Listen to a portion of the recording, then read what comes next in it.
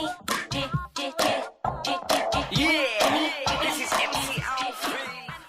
we want to welcome to the Jimmy Star Show with Ron Russell, the incredibly super talented Robert Wuhl. Hello and welcome to the show. Thank you.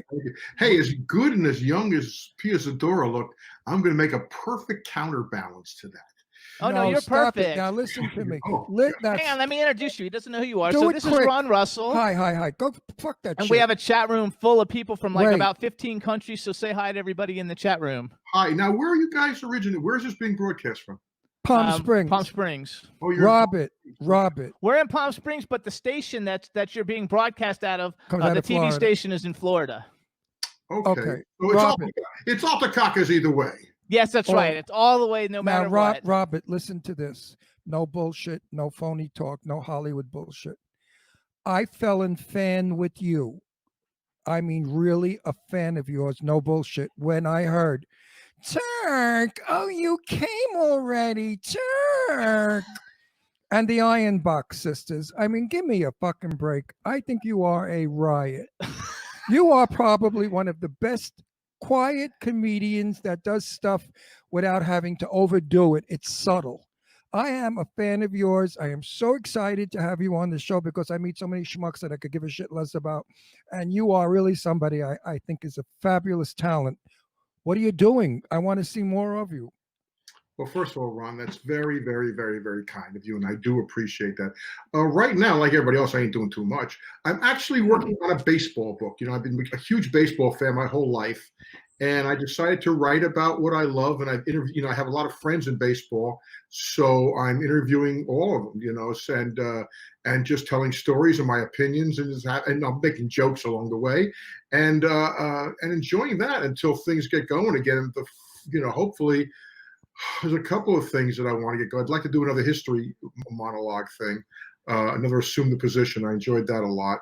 And, you know, whatever comes along. You know, right now it's like my father died at 53. My mom died at 60. So I figure, you know, I'm just going to have a good time.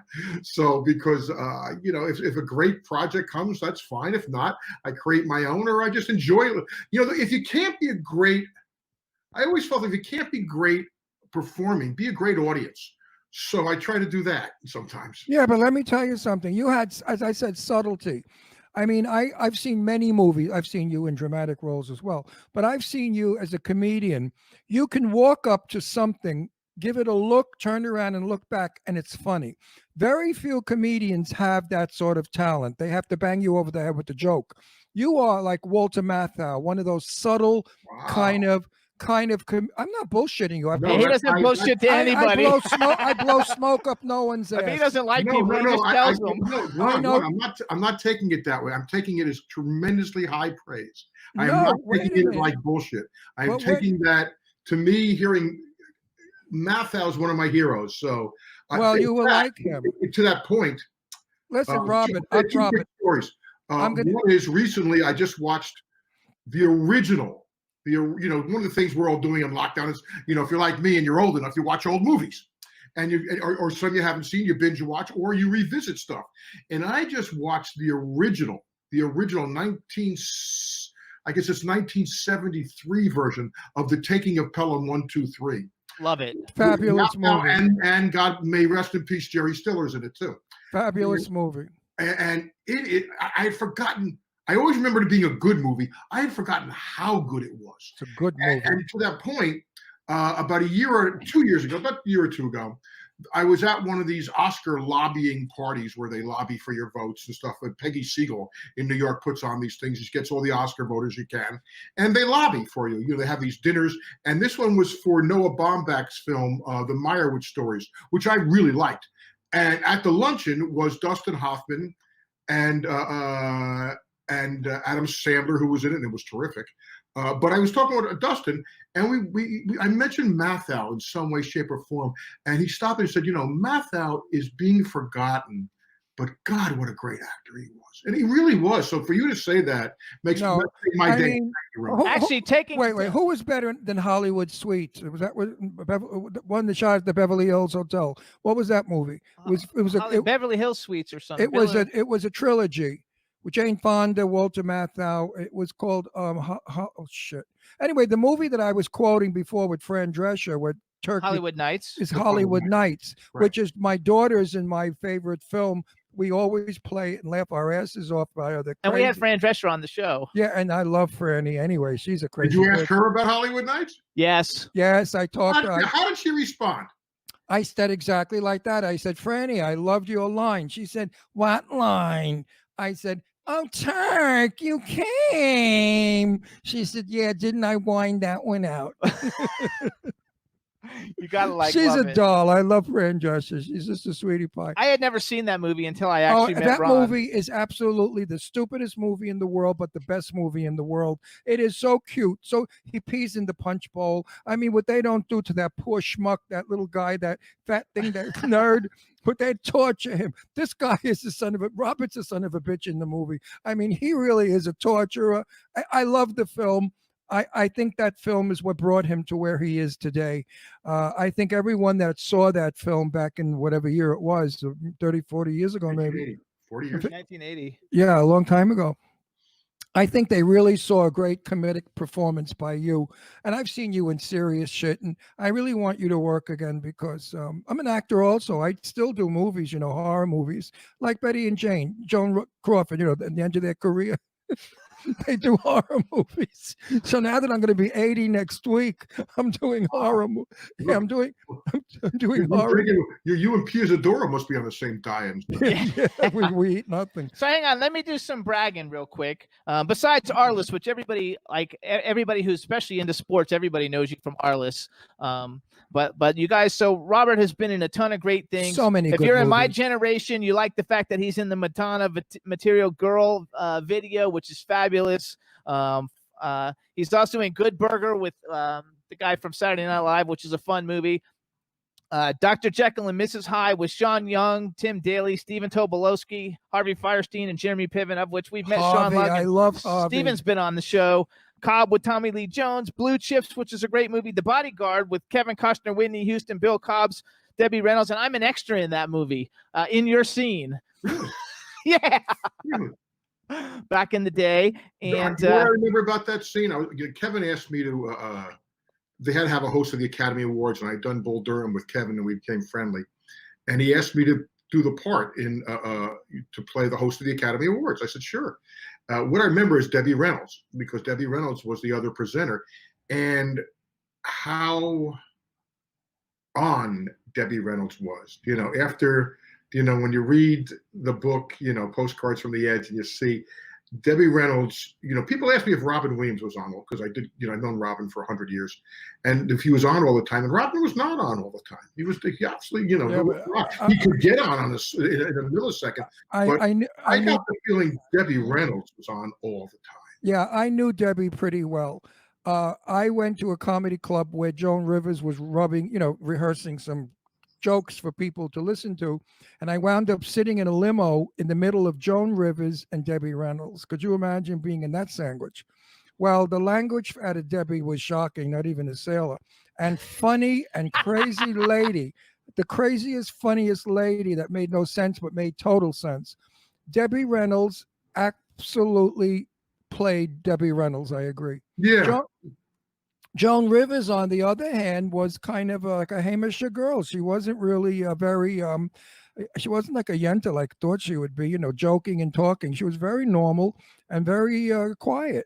But Debbie took the whole limo over.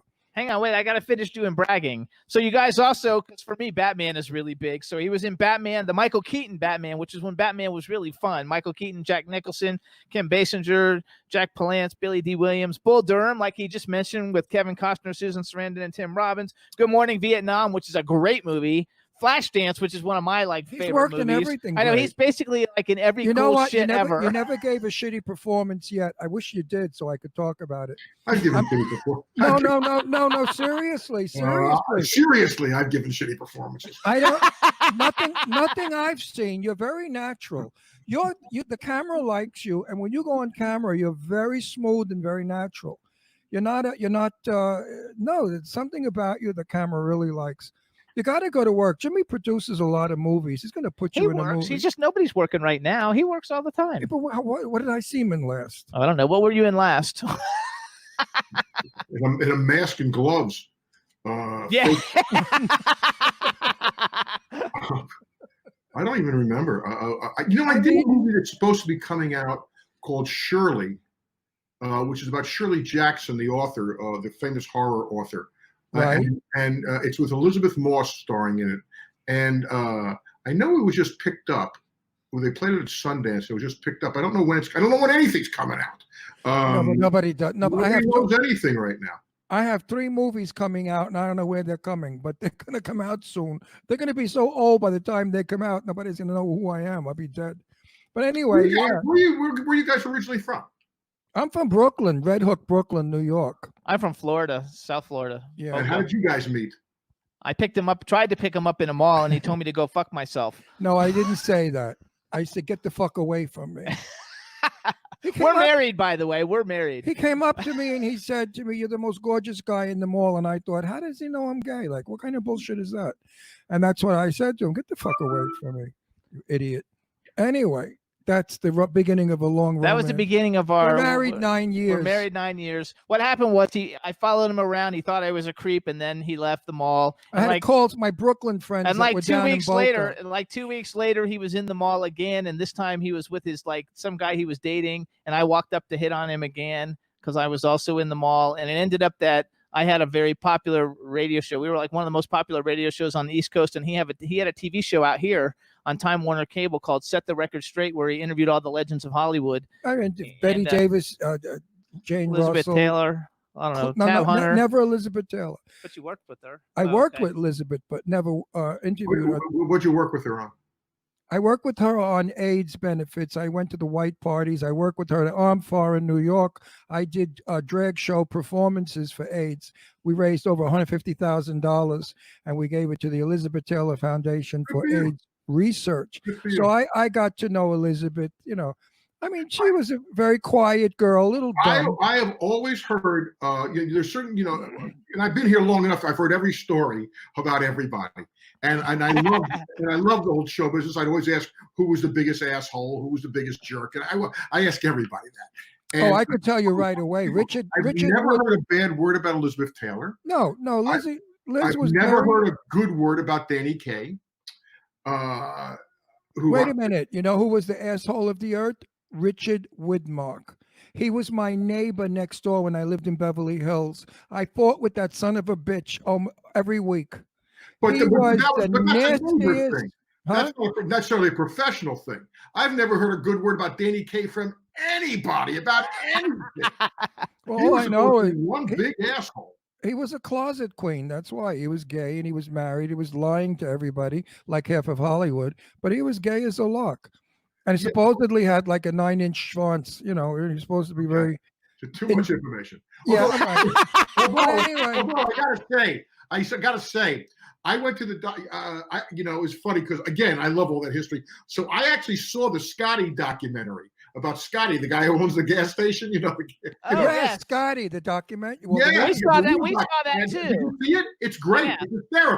It's hysterical. And I believe about 99% of it. I absolutely do. Well, no, the Rock Hudson stuff was all a lie. He's not talking about Hollywood. He's talking about that documentary we saw. Yeah. Well, you know what, Mr. Blackwell. I'm talking about the real guy. Oh, yeah, the real guy. We saw it. Let me tell you, Richard Blackwell, Mr. Blackwell, the 10 worst, dear, my best buddy for years. We were like brothers. And Richard would tell me stories about everything. And I remember him before the documentary telling me about the trailer. Walter Pidgeon used to go there. I mean, right. Tab Hunter, all the big famous movie stars that we didn't even know were queer. Right. Gay. Anyway, Blackwell said he went a couple of times and it cost a lot of money. Yeah. And Blackwell was, a cheap Jew, so he didn't really want to spend his money. He liked to save it. But yeah, that was a true story. The trailer behind the gas. Yeah, no, I totally bought it. Again, back Elizabeth Taylor though, the great story. Friend of mine, Steve Tyrell, who you may or may not know, singer. He does all the Cafe Carlisle. He's just a terrific guy. But back in the day, he was a very young kid, and he was working at the Brill Building in New York, the great songwriters building. and he was the assistant, or he was working with he says Backrack back then in the 60s. And he said in the 60s, in the Brill Building, there were every singer wanted a new song from one of two people. It was either Burt Bacharach or Bob Dylan. Every singer wanted the new Dylan song, the new Bacharach song. So Bacharach, he tells me, decides he's going to one-up everybody, and he's going to write a song for Bob Dylan. Oh, wow. And he does. And the song is called Raindrops Keep Falling on My Head. And if you listen to it, it's like, nothing seems to fit, crying's not for me, you know. So he goes to Dylan with the song. Dylan does not respond. And so now it's in the movie Butch Cassidy and the Sundance Kid, so they have to record it. And they can't get any singer to sing this song, to agree to the song. They said, what is this corny, crappy singing stuff? Finally, they got B.J. Thomas. Well, hold on.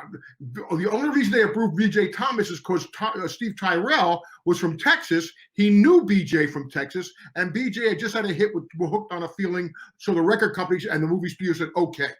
So B.J. Thomas flies out to record the song for the movie. And he shows up, and he gets really hammered, really drunk the night before. And he shows up the next day, and Bacharach's really pissed off.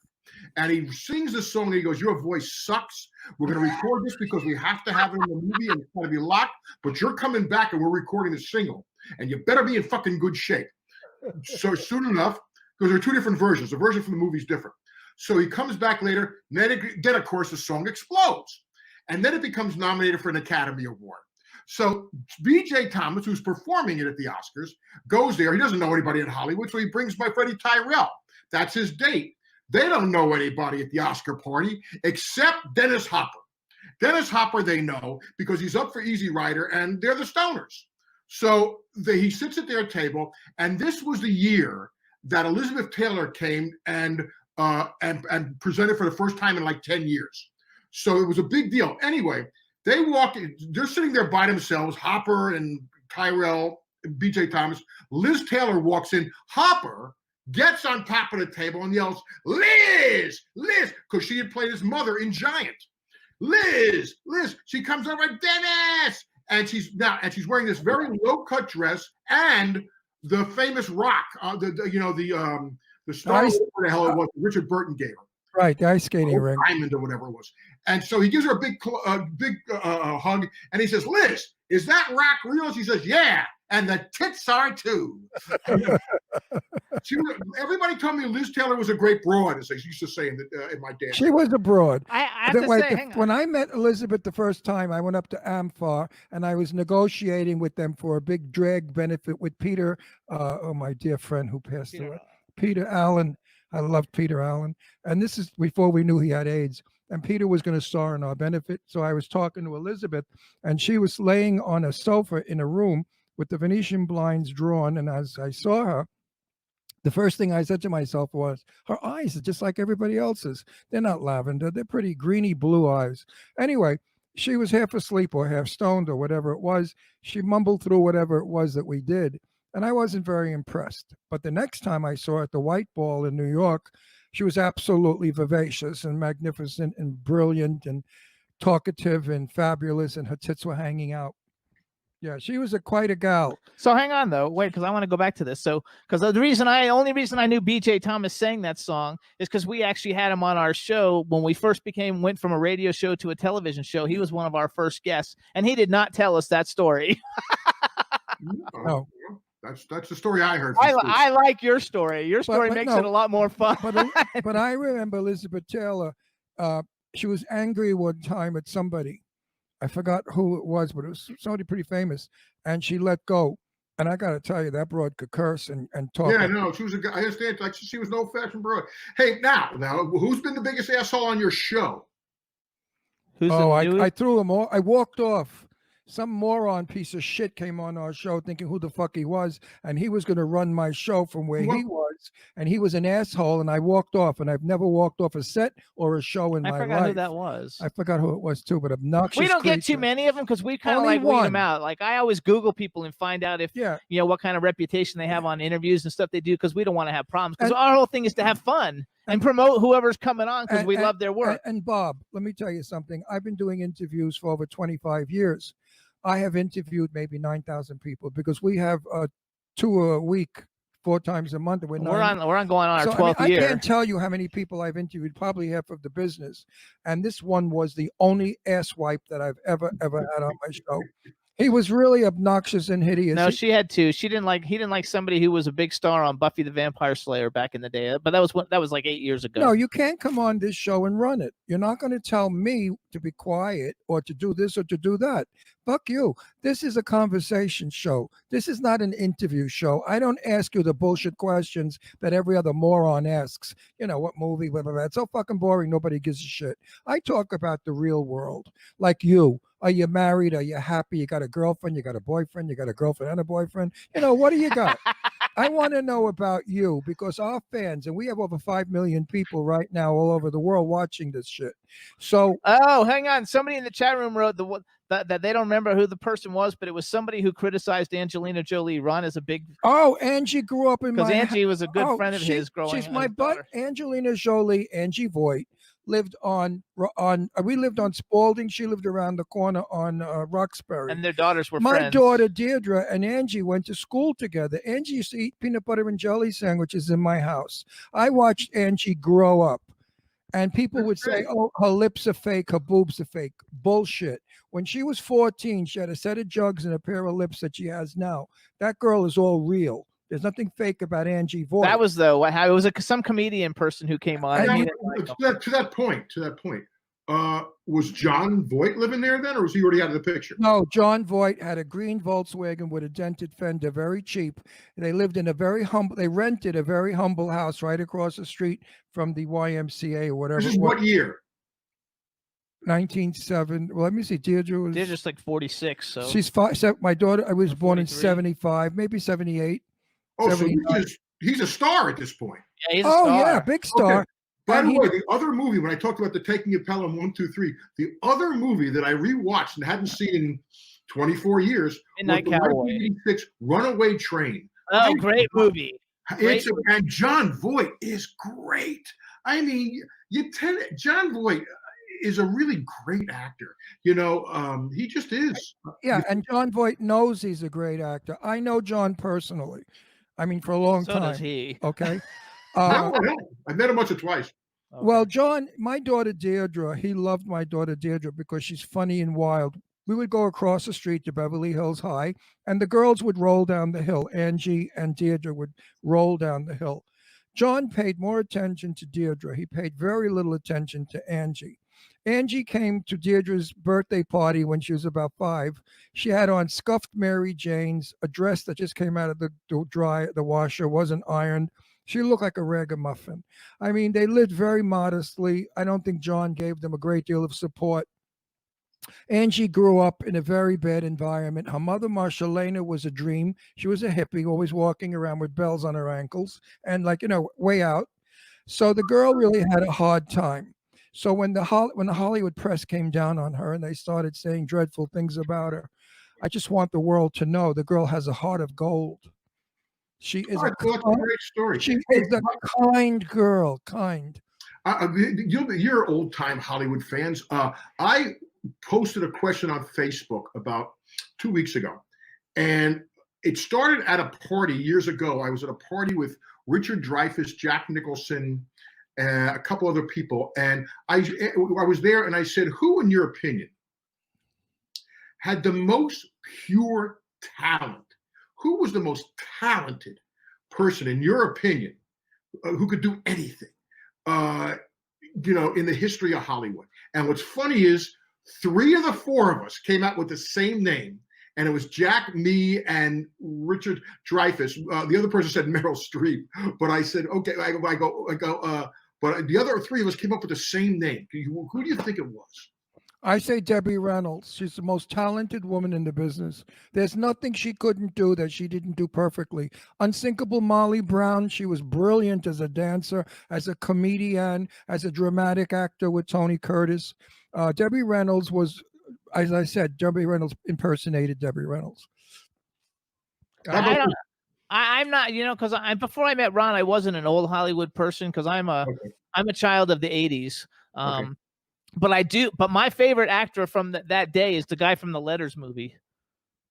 The guy from Betty Davis is the letter. No, those the three girls, and they send three wives the letters. Letter to Three Wives with Linda Darnell, Gene Crane. Who's the guy I like in that? What's his name? Oh, the big burly guy. Oh, he's my favorite. You know who I'm talking. Good actor, very good character actor. Like a star though. He's like a character actor. Oh my God, what's I'll his look name? him up. You tell him. He's like a Broderick Crawford type. He's a big Jack Carson. Was that Jack Carson? No.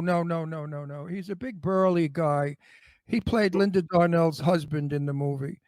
It wasn't. Anyway, nobody mentioned Debbie Reynolds, although that's your fine choice. I can't. This is all opinion anyway. No, Debbie Reynolds does everything. She's mega. Her name didn't come up. I have to say, this person.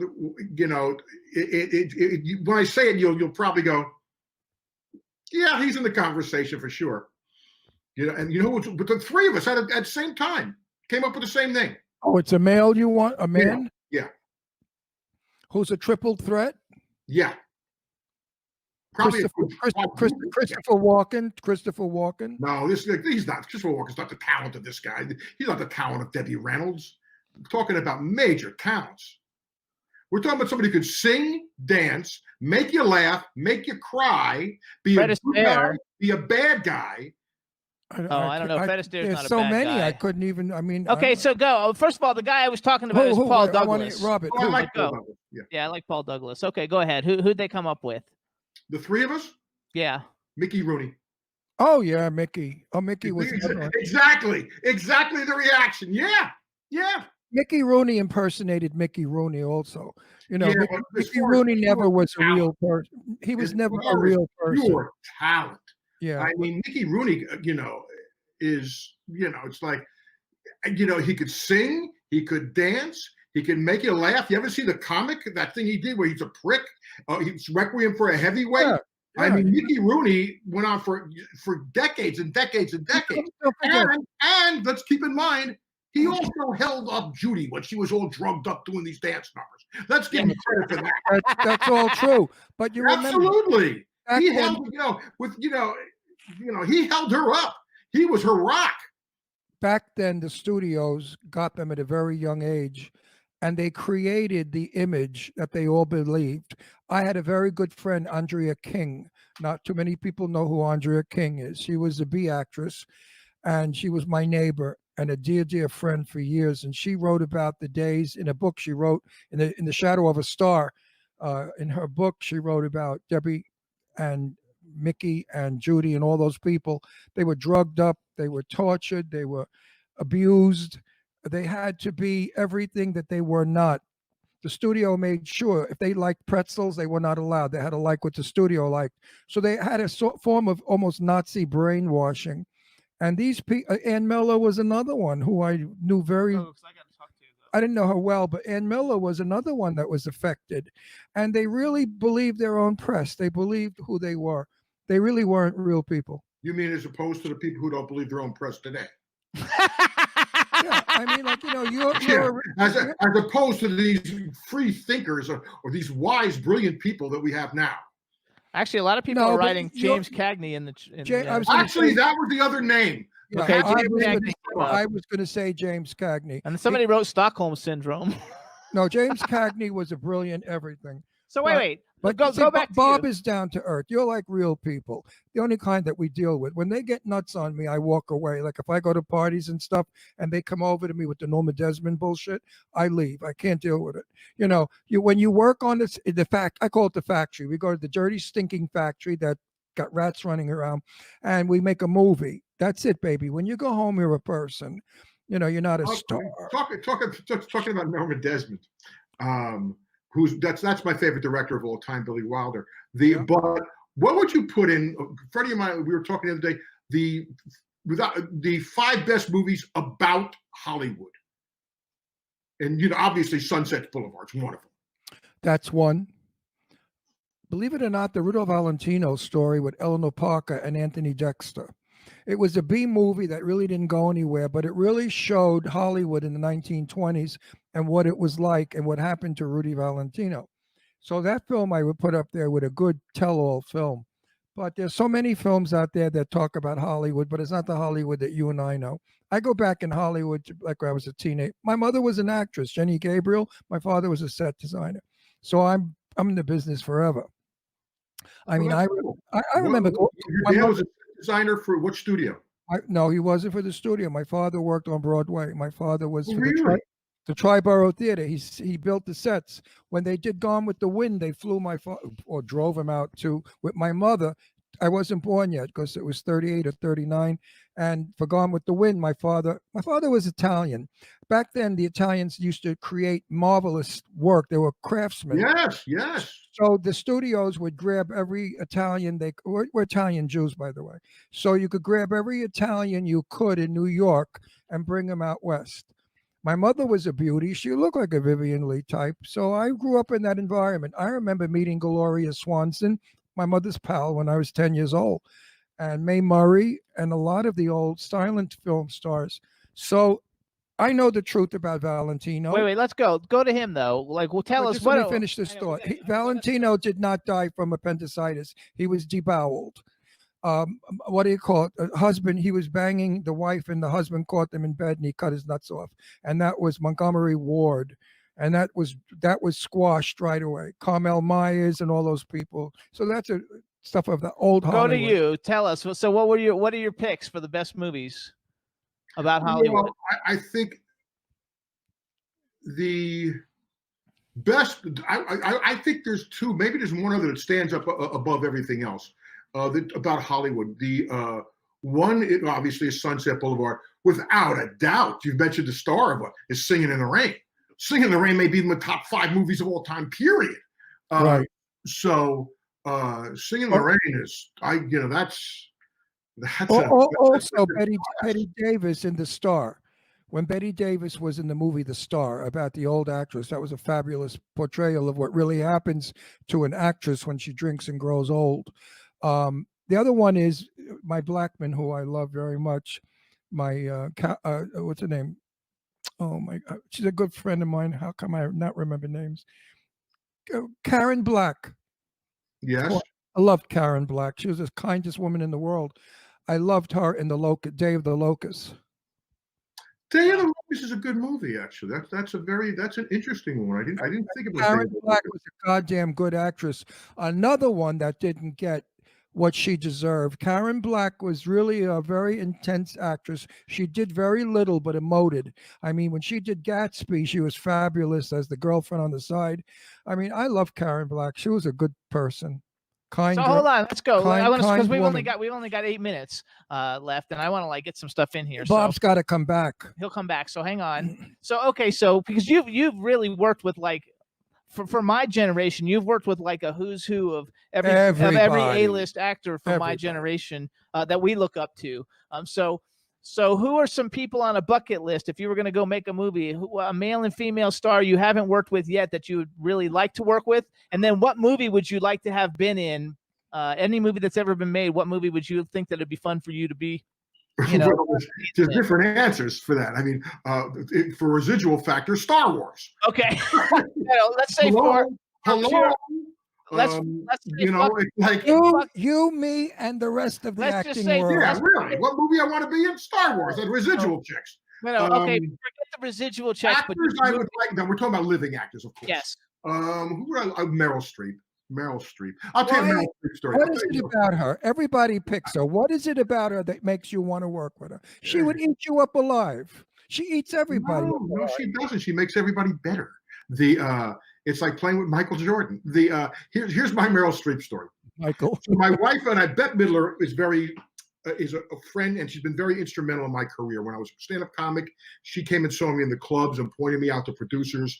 And she actually mentioned me to Barry Primus for a movie, Mistress, which is the best performance I ever gave by far. But Bette's always been great. So love her. It's been really great. So she was performing. She was doing the one-woman show about Sue Mengers. I'll eat you for lunch or whatever it's called. And it's a one-woman show. And afterward, my wife and I go. And we go backstage afterwards, and there's a receiving line to see Bette. And so I'm behind this woman with her back to me. And she says it, and then she talks a bit, and then she turns around, sees me, and goes, Robert! And she gives me this big hug, and it's Meryl Streep. And she walks away, and my wife says, do you know her that well? And I said, I met her once. She says, do you think she's full of shit? And I said, it's Meryl Streep. How would you know? That's right. That's right. That's like Joan Crawford. Quick stories about Wait, Joan. hang on, hold on. Let him finish. Let him finish the question because we're going to run out of time. Let me just make No. I want to know the male. What's a male star that you would like? Who would I like to work with? Got Hanks, always. Who else would I like to work with? Well, I just to watch the craft and to watch the process, because I think it's just to watch it. I don't think it'd be the most fun experience, but to watch the experience, as far as that goes, I would probably say Daniel Day-Lewis, just to watch the process. I don't think because he's in character. He was a great character. I mean, Sally Field said she never knew him. She only knew, even when he would talk to her and write her text, it was as Lincoln. So, although I met him one time at a party, again, one of these Hollywood, it was actually New York at Per Se for a Oscar lobbying party for Nine, when the movie Nine was coming out. And Harvey Weinstein put together this mammoth party. And it was at Per Se, which is the most expensive restaurant in New York. And it was a luncheon. And I found myself standing next to Daniel Day-Lewis. And so I figured, okay, what am I going to talk to this guy about? And then I remembered that his uncle, I think it was, ran Ealing Studios in London, which is where they produced all the great classic comedies like The Man in the White Suit, The Lady Killers, The Lavender Hill Mob, all those great British Alec Guinness comedies. And I said to him, were you a fan of Alistair Sim? And he lit up. I mean, Ron, you remember Alistair Sim. Absolutely, Alistair. He is for those of you out here who don't remember Alistair Sim, he is the quintessential Ebenezer Scrooge. Whenever you see that black and white version of A Christmas Carol every year, that's Alistair Sim, who was one of the great character actors and comedians. He also had a wonderful delivery. Yeah, he was a kid. So anyway, by saying Alistair Sim, suddenly, because he grew up there, he lit up Daniel Day-Lewis, and I was his best buddy. So that's something I'd like to work with because of, there's a lot of great people. Those two jump out because of just who they are. I would work with anybody. I'd like to work with a lot of people. To work. My favorite persons I've ever worked with were Tab Hunter, my good friend, and Sophia Loren. I got to tell you, she's something else. Have you ever worked with Sophia or met her? No, neither. Well, I wish one day you do. She's quite a lady. I'm sure she is. Oh, she's a big package. Woo woo. You got okay, wait. Go back to the movie though, not Star Wars, but a movie just for your creative talent in acting and what a great movie. Anything Billy Wilder ever did. I don't know where I would have been, but that's. There's 1,000 movies like that, but I would have liked to have worked with Sidney Lumet and Patty did. on Network. I worked with Sidney on That Kind of Woman with Sophia Loren. And Tab Hunter. How was he? Was he an okay guy? I got to tell you something. We were shooting a scene at a railroad station, and he came out and he said, soldiers, sailors, remember, you haven't seen a woman in how many years? And when these two pieces of ass walk out, I want you to go crazy. And that's how he directed. He was just an incredible person. He was like, not a director. He was like a friend telling you what to do. Okay. Yeah. I would have worked for Sidney anytime. So you guys listen up. This is Robert Wuhl. You can follow him on Twitter at Robert WUHL. We've only got a minute left. You got let's see what you're on Instagram too, or where else are you? I know you're on Twitter. Just Twitter? Twitter, Facebook, yeah. Twitter, Facebook, you guys. So you can find him on Twitter and Facebook. Go see The Hollywood Nights. It's one of Ron's favorite movies. And if you like sports, Robert, watch Arliss. But let me tell you something. Michelle Pfeiffer is breathtakingly gorgeous, but Robert stole the friggin' movie. That's his movie as far as I'm concerned. There was nobody else in that film but Robert. You just have to watch him. He cracks you up in every little thing he does. And Thank check you. out everything that he's been in. Follow him on Twitter. We want to thank you so much for coming on the show. You've been a great guest. Ron loves it too because all our audience loves all the old movie gossip and talking. So well, you know, it's not fantastic. old. You know, listen, when I interviewed Lauren Bacall, Lauren said, Betty, I mean, whatever her name was, Lauren said to me, Ron, a movie is only old after you've seen it. That's right. Same thing And with I- a joke. And Same I thing keep with a joke. Yes, you're Yeah, right. And I keep that quote all the time. I quote Lauren all the time. So when people say to me, "Oh, those old movies," I say, "Have you seen them?" They said, "No." Then they're new movies. You know, people. You are gotta just, love it. So thank you so much for coming on the show because we're out of listen. time. You're coming back, baby. We'll be in touch. And anytime you have anything you want to promote when movies are coming You out, just betcha. let us know and we'll You bring you betcha. back. You I betcha. appreciate that. Thank you. Listen, Robert, go do another friggin' comedy. I love your comedy. Thank you. I need to laugh after the stupid incarceration that we're in. There you go. All right. Thanks, Thank you. everybody. Chat You're room, great. everybody. Thanks for tuning in. We'll see Pleasure. you guys next week. It's going to be a blast. We want to thank our guests, Pia Zadora and Robert Wuhl, for coming on the show. And we had a great time. And we will see you Pleasure guys meeting next you, week. Robert. Bye, everybody. We'll see Bye, you next everybody. week. Good show. Good show. We didn't break that.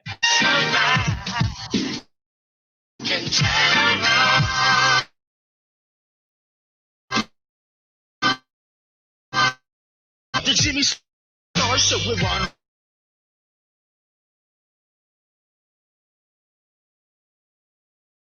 You can get notified weekly. Jimmy Star. Rumors live, you would be a fool not to buy.